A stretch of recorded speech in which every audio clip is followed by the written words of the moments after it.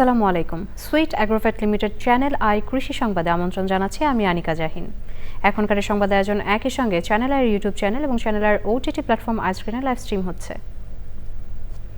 ময়মনসিংহের ঈশ্বরগঞ্জের মধুপুর বাজারে বসে ব্যতিক্রমধর্মী পুরাতন কৃষি যন্ত্রপাতির হাট, যেখানে কম দামে যন্ত্র কিনে ব্যবহার শেষে আবার বিক্রির সুযোগ পাচ্ছেন কৃষক। প্রান্তিক চাষিদের জন্য এটি হয়ে উঠেছে বড় সহায়ক। ময়মনসিংহ থেকে শেখ মহিউদ্দিন আহমেদের পাঠানো তথ্য ও ভিডিও চিত্র নিয়ে রিপোর্ট করছেন জহির মুন্না। খোলা আকাশের নিচে পড়ে আছে tractor, power tiller, thresher machine সহ নানা রকম কৃষি যন্ত্র। প্রথম দেখায় মনে হতে পারে এগুলো হয়তো প্রশাসনের জব্দকৃত মালখানা, কিন্তু না, এটি ময়মনসিংহের ঈশ্বরগঞ্জের মধুপুর বাজারের পুরাতন কৃষি যন্ত্রের হাট। এখানে কৃষক স্বল্প দামে প্রয়োজনীয় যন্ত্রপাতি কিনতে পারেন, আবার চাষাবাদ শেষ হলে তা বিক্রিও করে দিতে পারেন। বেচাটি আটা নিয়ে আর কার্বন্য কাজে লাগে, এরপরে সিজন লাগলে এরপরে এই দাম কম দামে কিনে নিলে এবারে কাজে লাগাই। নতুন জিনিস কিনলে টাকা বেশি লাগে অনেক, তাই পুরান জিনিস কিনলে জিনিসও ভালো হওয়া যায়, টাকাও কম লাগে। অল্প থেকে বেশি সব ধরনের কৃষি যন্ত্রই পাওয়া যায় এই হাটে। বেচাকেনার সহজ সুযোগ থাকায় সন্তুষ্ট বিক্রেতারাও। ডিজেল ইঞ্জিনগুলা এগুলা 30,000 থেকে ধরে 30,000, 35,000, আবার দেখা গেল 12,000, 10,000, 20,000। এটা কোয়ালিটি বুঝা দাম। সব শ্রেণীর কৃষকের নাগালের মধ্যে থাকায় এই হাট কৃষি যান্ত্রিকীকরণে রাখছে গুরুত্বপূর্ণ ভূমিকা। তবে পুরাতন যন্ত্র ব্যবহারে দক্ষতা ও সচেতনতা জরুরি।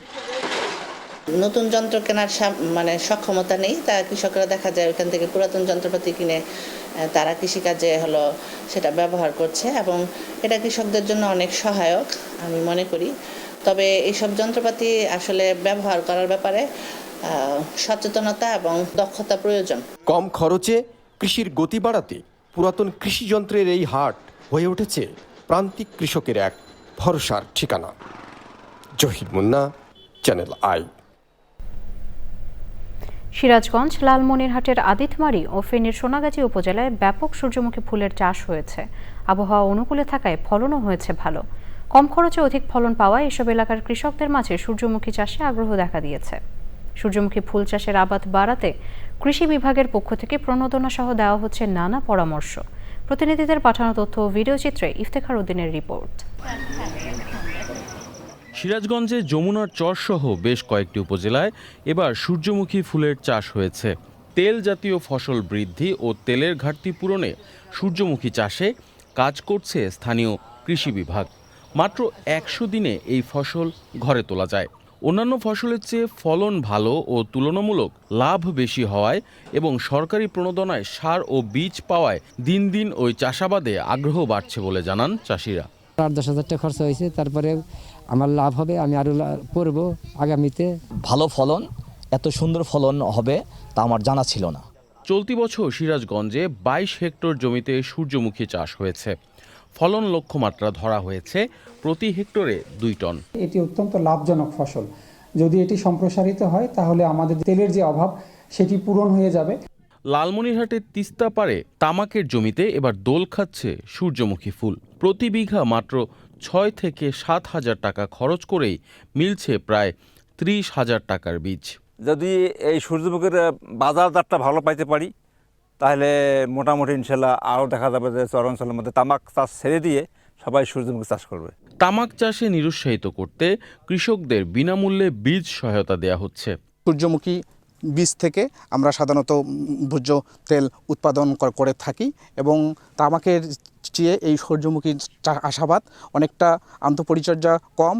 ফেনীর সোনাগাজী বগাদানা ইউনিয়নে অনাবাদি পড়ে থাকা 3 বিঘা জমিতে প্রথমবার সূর্যমুখী চাষ করছেন কৃষক দিদার হোসেন। সূর্যমুখী চাষ করলাম, সেখানে আমি 3 বার সেচ দিতে হয়েছে। আমার পানির সংকট, হয়তো পানি আরো একটু বেশি দিলে আমার ফসলটা আরো একটু ভালো হইতো।